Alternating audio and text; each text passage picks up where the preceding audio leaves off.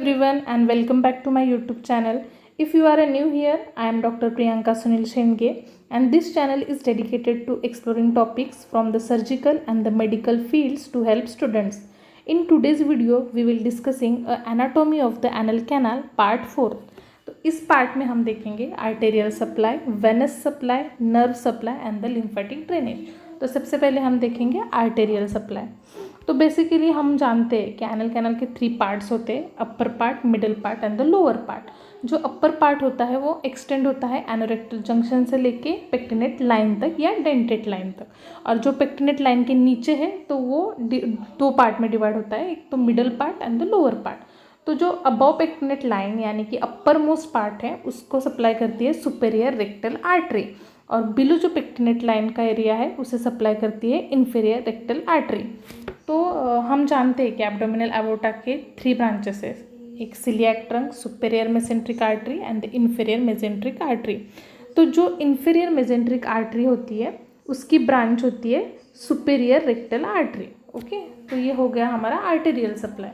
अब हम देखेंगे वेनस ड्रेनेज। तो वेनस ड्रेनेज में मैं यहाँ दिखाती हूँ आपको in between the sub mucosa, मतलब ये पिंक कलर का जो सब म्यूकोजा है तो उसमें जो प्रेजेंट रहती है उसे हम कहते हैं इंटरनल रेक्टल प्लेक्सस। ये जो ब्लू कलर के डॉट है उन्हें हम कहते हैं इंटरनल रेक्टल वेनस प्लेक्ससेस। और यहाँ पे आप देख सकते हैं, यहाँ पे जो ब्लू डॉट है उसे हम कहते हैं एक्सटर्नल रेक्टल वेनस प्लेक्ससेस। तो वेनस ड्रेनेज में हम सबसे पहले देखते हैं इंटरनल रेक्टल वेनस प्लेक्सस। जो इंटरनल रेक्टल वेनस प्लेक्सस है वो ड्रेन होता है सुपेरियर रेक्टल वेन में। यहाँ पे आप देख सकते हैं सुपेरियर रेक्टल वेन में ड्रेन होता है। सुपेरियर रेक्टल वेन ड्रेन होती है inferior mesenteric when, inferior mesenteric when drain होती है स्प्लेनिक वेन में, और स्प्लेनिक वेन ड्रेन होती है पोर्टल वेन में। और ये जो इंटरनल रेक्टल वेनस प्लेक्सस होते हैं वो 3 पोजिशंस में अरेंज होते हैं, 3, 7 एंड 11 o'clock। ओके, तो अब हम देखते हैं external rectal venous plexus. External rectal venous plexus के 3 पार्ट्स में डिवाइड होता है, upper part, middle part and the lower part. तो हम अपर पार्ट देखेंगे। तो यहाँ पे देख सकते हैं आप, जो सुपेरियर रेक्टल वेन होती है वो ड्रेन होती है इन्फीरियर मेसेंट्रिक वेन, और inferior mesenteric when splenic when में ड्रेन होती है, स्प्लेनिक वेन जो है वो पोर्टल वेन में ड्रेन होती है। ओके, सुपेरियर देखेंगे मिडल और लोअर पार्ट। तो मिडल रेक्टल वेन जो होती है वो इंटरनल इलियाक वेन में ड्रेन होती है, और इंटरनल इलियाक वेन जो है वो आईवीसी यानी कि इन्फीरियर वेना कैवा में ड्रेन होती है। लोअर पार्ट में इन्फीरियर रेक्टल वेन जो होती है वो इंटरनल पुडेंटल वेन में ड्रेन होती है, और इंटरनल पुडेंटल वेन जो है वो इन्फीरियर वेना कैवा में ड्रेन होती है। तो यहाँ पे मैं एक बात बताना चाहती हूँ कि एक लिवर सिरोसिस करके एक कंडीशन होती है। तो उसमें क्या होता है कि ये जो पोर्टल वेन है, ये जो पोर्टल वेन आपको दिख रही है यहाँ पे, ये पोर्टल वेन और ये जो आईवीसी है, ये आईवीसी, इन दोनों में क्या होता है, एनास्टोमोसिस होता है। इसकी वजह से पाइल्स यानी कि ह्यूमराइड्स होती है। और ये जो पाइल्स या ह्यूमराइड्स होती है वो इंटरनल होती है, या उसे प्राइमरी ह्यूमराइड्स भी कहते हैं। ओके, हमने इंटरनल रेक्टल वेनस प्लेक्सस देखा और एक्सटर्नल रेक्टल वेनस प्लेक्सस देखा। अब हम एनल वेन्स देखेंगे।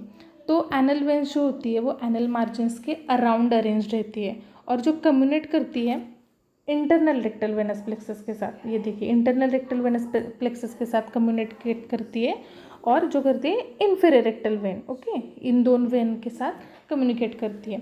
अगर हाइफिकेशन के वक्त क्या होता है, मतलब जब स्टूल पास होते हैं तब अगर हम एक्सेसिव स्ट्रेनिंग करें तो इस वजह से क्या होता है कि ये जो एनल वेन्स है इनमें से कुछ रिप्चर हो जाती है, और रिप्चर होने के वजह से क्या होता है कि सबक्यूटेनियस पेरिएनल हेमाटोमा फॉर्म होता है। मतलब क्या कि ये जो देख सकते हैं हम एक्सटर्नल एनल स्फिंक्टर का जो ये सबक्यूट एरिया है, यहाँ पे क्या हो जाता है कि ह्यूमराइड्स फॉर्म हो जाते हैं, जिसे हम एक्सटर्नल ह्यूमराइड्स कहते हैं। ओके, तो हमने क्या देखा, वेनस ड्रेनेज देखा। अब हम देखेंगे नर्व सप्लाई। ओके, तो नर्व सप्लाई में यहाँ फिर से अबव पेक्टिनेट लाइन का जो एरिया है वहाँ पे एटोनॉमिक नर्व होती है।